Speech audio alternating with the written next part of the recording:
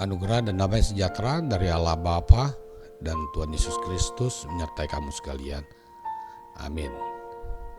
Saudara yang dikasihi Tuhan, ada seorang ibu yang meninggal bunuh diri bersama dengan kedua orang anaknya. Setelah diselidiki, kematian si ibu dengan anaknya karena faktor ekonomi. Karena faktor ekonomi, si ibu mengakhiri hidupnya sendiri, dan dia juga mengakhiri hidup anak-anaknya yang masih kecil agar tidak menderita seperti yang dia alami. Keputusan si ibu ini tidaklah patut ditiru karena dia merasa tidak ada jalan lain atau solusi untuk menyelesaikan masalah yang dia hadapi. Dan terlebih dia melakukan perbuatan pidana pembunuhan dengan membunuh anak-anaknya. Bila kita di posisi si ibu tersebut, apakah yang akan kita lakukan untuk menyelesaikan permasalahan tersebut? Firman Tuhan bagi kita hari ini tertulis di surat Rasul Paulus kepada jemaat Filipi, pasal 4 ayat 13. Demikian bunyinya.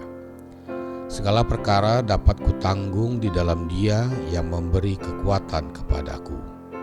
Demikian firman Tuhan. Saudara yang dikasihi Tuhan, Rasul Paulus setelah dipanggil dan diutus Tuhan untuk mengabarkan Injil menghadapi banyak tantangan. Bahkan dirinya terancam ingin dibunuh. Tidak hanya itu saja, dia menghadapi masalah ekonomi untuk dapat menghidupi dirinya. Namun Paulus tidak berputus asa terhadap tantangan kehidupan dan penderitaan yang dia hadapi. Sebelum dia ditangkap Tuhan, kehidupannya nyaman dan sejahtera.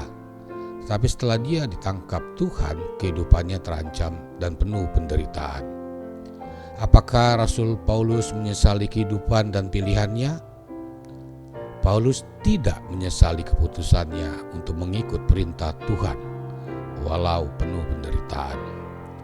Dia telah belajar untuk mencukupi diri atas kebutuhan hidupnya. Seperti dia katakan, "Kukatakan ini bukanlah karena kekurangan, sebab aku telah belajar mencukupkan diri dalam segala keadaan. Aku tahu apa itu kekurangan dan aku tahu apa itu kelimpahan. Dalam segala hal dan dalam segala perkara, tidak ada sesuatu yang merupakan rahasia bagiku, baik dalam hal kenyang maupun dalam hal kelaparan, baik dalam hal kelimpahan maupun dalam hal kekurangan." Filipi 4 ayat 11 hingga ke-12.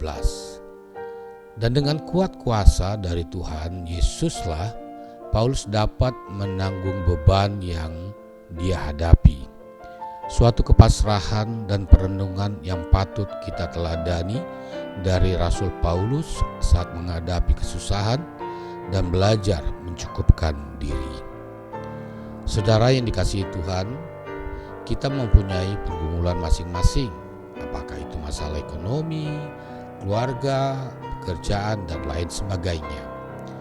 Dalam menghadapi masalah mungkin hampir sampai ke titik putus asaan. Maka kita diingatkan kembali oleh perkataan Paulus ini agar kita meminta kekuatan dari Tuhan untuk mencari jalan keluar dari permasalahan itu. Kekuatan dari Tuhan pasti dapat menyelesaikan permasalahan yang kita hadapi, karena Tuhan mampu membantu kita menyelesaikan permasalahan kita masing-masing.